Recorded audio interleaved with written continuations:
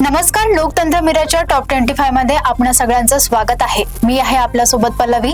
तर चला एक नजर टाकूया आजच्या ठळक बातम्यांवर। पुणे पिंपरीत कायदा सुव्यवस्था मजबूत, 5 नवीन पोलीस ठाण्यांना मंजुरी।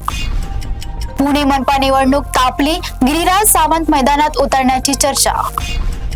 स्थानीय स्वराज्य निवडणुकीच्या पार्श्वभूमीवर राजकीय हालचालींना वेग। उत्तरेकडील वाऱ्यामुळे राज्यात थंडीचा कडाका वाढणार।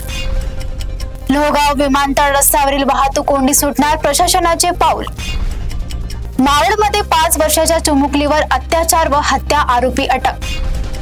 पुणे जिल्ह्यात थंडीमुळे सर्दी खोकला तापाचे रुग्ण वाढले। पुणे रिंग रोड प्रकल्पावर लवकरच मोठी अपडेट अपेक्षित। मुख्यमंत्री देवेंद्र फडणवीस आज सांगली दौऱ्यावर, अश्वारूढ पुतळ्याचे लोकार्पण। सांगली मनपा निवडणूक प्रचाराला दौऱ्यामुळे वेग। सांगलीतील विकास घोषणाच्या अंमलबजावणीकडे नागरिकांचे लक्ष। एंड्रेडोलीत अज्ञात वाहनाच्या धडकेत दुचाकी सवार दोघांचा मृत्यू। शिराळमध्ये बिबट्याची दहशत, वन विभागाकडे बंदोबस्ताची मागणी। मिरजेत पत्ता विचारून महिलेचे दागिने लंपास। इचलकरंजीत धर्मवीर संभाजी महाराजांच्या पुतळ्याचे लोकार्पण। रंकाळा तलावातील गर्भवती महिलेच्या मृत्यू प्रकरणाचा उघडगडा। शहरात दंतवेदकाने आत्महत्या, खळबळ। कोल्हापुरात आयटी पार्कसाठी जागा उपलब्ध, शासनाची मंजुरी। कोल्हापुरातील रस्ते कामावरून सत्ताधारी विरोधक आमने सामने।